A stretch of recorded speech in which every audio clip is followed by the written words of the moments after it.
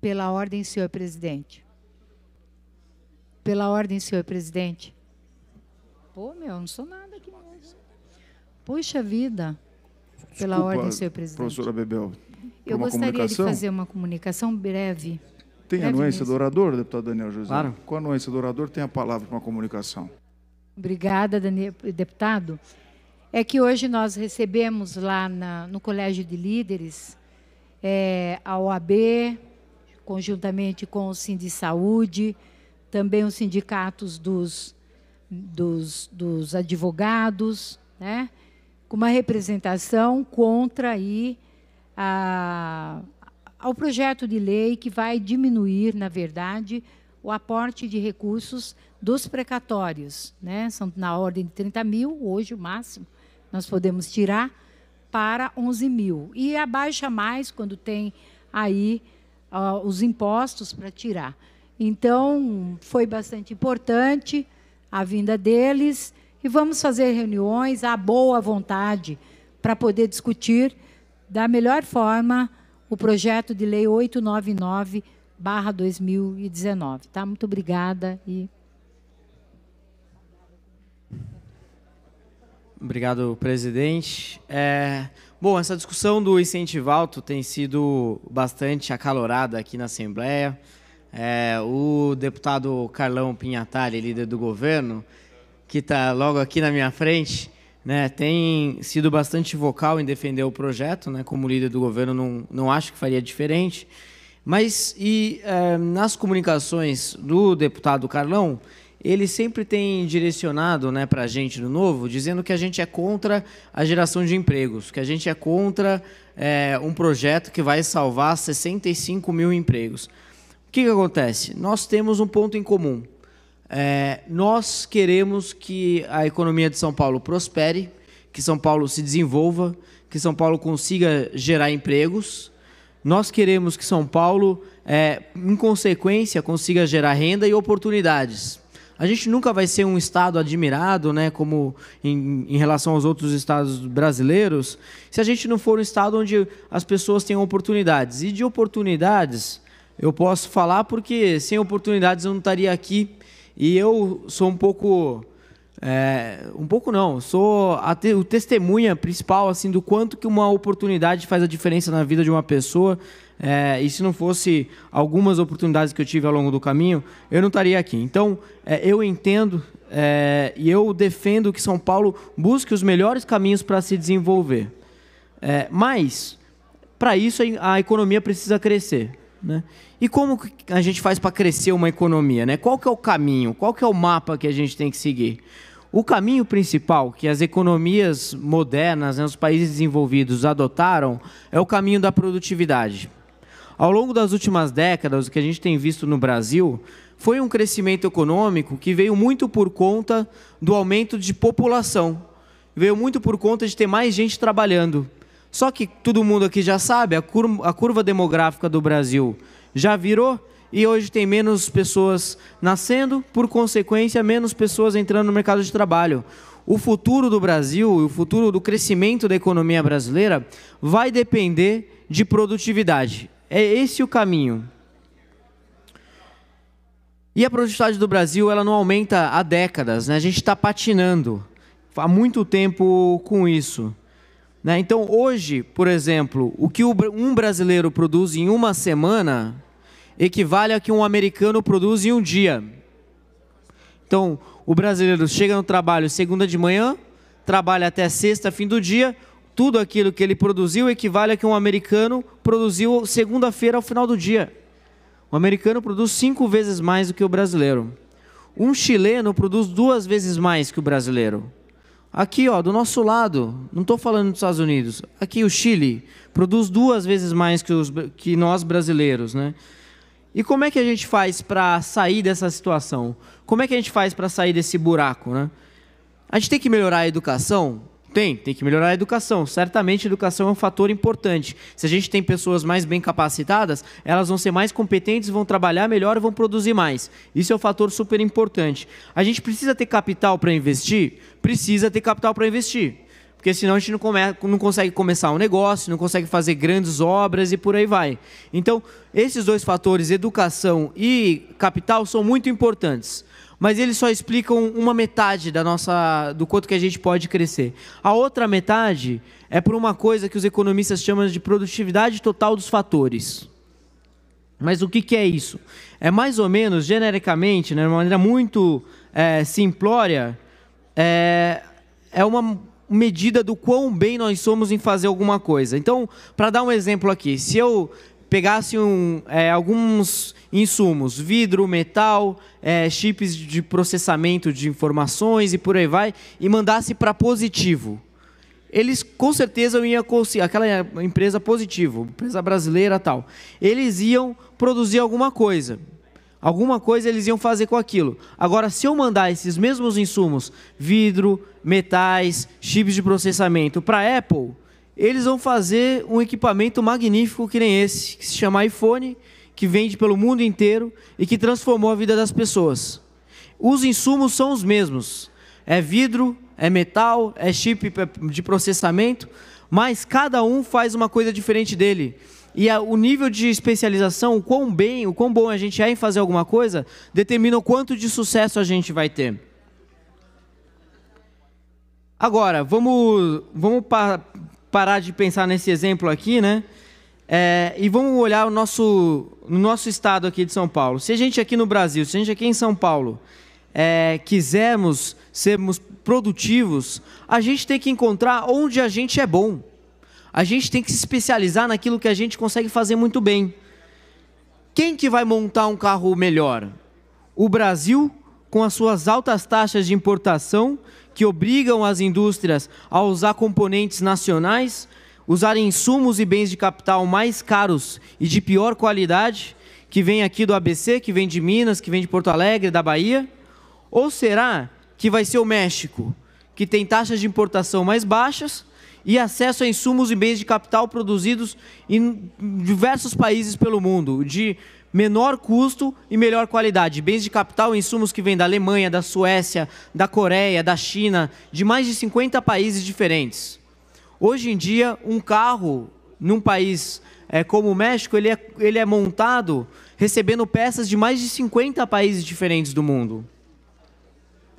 Quem que vai montar um carro mais barato e de melhor qualidade? Óbvio que vai ser o México, não vai ser o Brasil. O Brasil não consegue competir. A gente tem insumo mais caro e pior, o carro vai ficar pior e mais caro, por consequência. Será que vai ser apostando em subsídio para o setor automotivo que a gente vai sustentar os diferenciais da nossa economia, da economia brasileira e paulista? Será que vai ser a base de subsídio? Subsídio já não resolve nada. Isso tem milhares de pesquisas e evidências que mostram que subsídio não resolve nada. Quanto mais protegida é uma indústria, menos produtiva ela é, mais na zona de conforto ela está.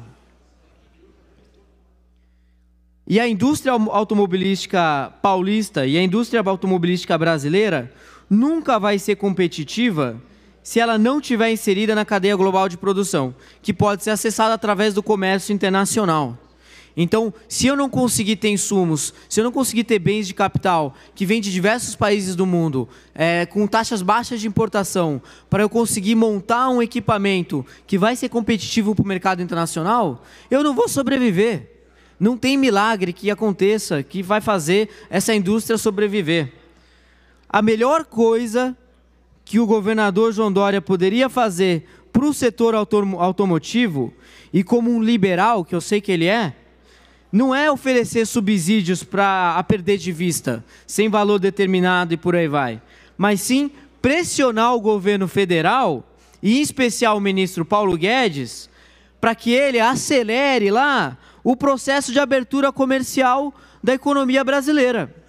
Essa é a maior coisa que o governador de São Paulo poderia fazer para o setor automobilístico paulista. Empurrar o governo federal a abrir logo a economia. E aí tem o que a gente está enfrentando aqui no Brasil, desde o começo da década de 90, quando o Collor abriu a economia, em 92 já veio o primeiro programa de subsídio ao setor automobilístico, e veio vários ao longo dos anos. Então, veio programas em diversos governos, inclusive os mais recentes aí da Dilma e por aí vai. Mas diversas cidades e diversos lugares ao redor do mundo já passaram por casos semelhantes. O que aconteceu em determinado momento, algumas décadas atrás, é que parou de fazer sentido para diversas cidades grandes ter indústrias automobilísticas. Por quê? Por causa de dois motivos. O primeiro deles, porque o custo de transporte caiu, e o segundo, porque o custo da terra aumentou. Então não fazia mais sentido ter grandes indústrias em Berlim, não fazia mais grande sentido ter grandes indústrias em Londres. E eu gostaria de falar aqui de um caso antagônico da cidade de Detroit e da cidade de Nova York, ambas nos Estados Unidos. As duas cidades eram muito fortes no setor automobilístico. As duas cidades tinham várias indústrias montadoras e com um cenário muito parecido com o que a gente vê hoje no ABC e em algumas regiões espalhadas pelo Brasil. Só que aí, com essas mudanças, com um baixo custo de logística, com alto custo de terra, eles viram que já não fazia mais sentido. Qual que foi a escolha de Detroit? Detroit decidiu subsidiar a sua indústria automobilística. Subsídio atrás de subsídio. Dinheiro público usado para proteger uma indústria que estava ineficiente, uma indústria que já não fazia mais tanto sentido. E o que Nova York fez? Nova York olhou para o futuro, Nova York entendeu que aquele momento passou, que aquela indústria automobilística já era coisa do passado, e ela investiu em tecnologia, ela investiu em infraestrutura, ela investiu atraindo universidades. E quais foram os resultados? Detroit quebrou diversas vezes, Detroit tem uma das maiores taxas de desemprego dos Estados Unidos, e Nova York, todo mundo aqui que foi para lá, já viajou e conheceu, sabe que é uma cidade que floresceu. É uma cidade que tem tecnologia, é uma cidade onde tudo aquilo de interessante que está acontecendo está lá. Uma economia de mercado funcional possui empresas que nascem e possui também empresas que morrem. Eu vou até repetir isso porque é importante, porque muita gente aqui que se diz liberal não entendeu isso ainda. Uma economia de mercado funcional, uma economia de mercado saudável, ela tem empresas que nascem e tem empresas que morrem. Sobrevive quem faz melhor, quem inova, quem cria algo novo. Se não fosse assim, a gente ainda estaria usando lampião em casa. E graças a Deus a gente não está. Porque vem uma indústria e atropela a outra, e tira a outra do mercado, porque ela faz algo melhor, ela faz algo que responde melhor à necessidade das pessoas, à necessidade dos consumidores. E quem desenvolve muito bem essa teoria e fala disso é o Schumpeter, que chama isso de destruição criativa. Para vir o novo, precisa que o velho dê espaço e deixe de existir. No Brasil, na verdade, em todos os outros países do mundo, menos no Brasil, existe uma correlação entre o tamanho da empresa e o tempo dela. Então, se ela está sobrevivendo, ela está crescendo. Se ela está sobrevivendo, ela está crescendo. No Brasil, essa correlação não existe. Porque tem muita empresa que já era para ter quebrado, que está sendo protegida pelo governo, pelo Estado. E não é isso que a gente quer. Eu tenho um convite que eu gostaria de fazer para o governador João Dória. Governador, se você é um liberal, como diz que é, e eu acredito ser, o caminho é um só. Deixe a indústria automobilística seguir o seu destino. Deixe a indústria automobilística seguir o seu destino. O máximo que você pode fazer é pressionar o governo federal para que o processo de abertura comercial planejado pelo ministro Paulo Guedes aconteça o mais rápido possível. Fora isso, subsídio não vai resolver. A indústria automobilística já é a indústria mais protegida da economia brasileira. Foram diversos programas, desde 92 para cá, que têm os mesmos objetivos. Tem aí, sim, engenharias financeiras, tem uma coisa ou outra diferente, mas que, no final de contas, elas têm uma coisa em comum. Elas não respondem às necessidades de alguém que tem que ser produtivo e competir no mercado internacional. O resultado é sempre o contrário daquilo que se objetiva. Se o objetivo é aumentar empregos, por que precisa de subsídio para aumentar emprego? E aquelas empresas que não recebem subsídio e geram emprego? Elas não precisam de subsídio e estão gerando empregos. Eu queria terminar aqui citando um trecho de um artigo do Pedro Cavalcante Ferreira e do Renato Fragelli Cardoso, que são economistas da IPGE, que é a Escola de Economia da UFGV do Rio de Janeiro, que é uma das melhores escolas de economia do Brasil, e que eles falam em 2017 do Inovar Alto, que é um outro programa. O Inovar Alto é um programa que é diferente do Incentivo Alto, mas as ideias, os conceitos são os mesmos, subsidiar a indústria automobilística. O Inovar Alto, e aqui eu também repasso para o Incentivo Alto, partiu de uma concepção extremamente atrasada, bem como de um surpreendente desconhecimento de princípios básicos de comércio internacional e do funcionamento da economia mundial.